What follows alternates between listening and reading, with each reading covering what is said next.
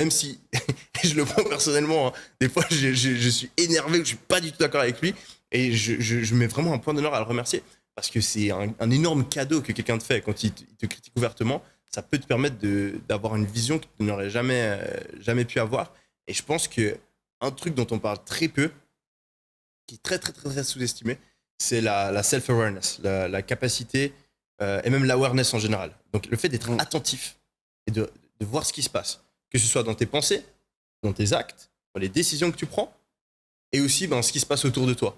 Donc la capacité de voir, de juste te poser la question, ah, j'ai pris cette décision la semaine passée, est-ce que c'était une bonne ou pas finalement? Ah, je suis en train de penser ça en ce moment, pourquoi est-ce que je pense ça?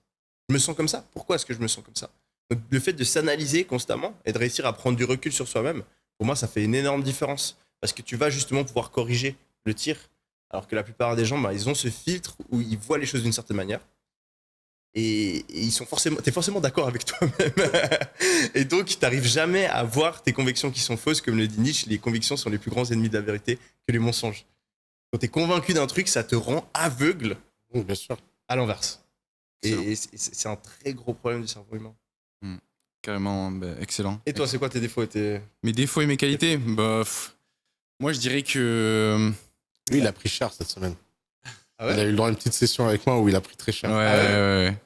Non, un de mes plus grands défauts, c'est peut-être, comme on parlait avec Oussama l'autre jour, c'est peut-être mon rapport avec les autres.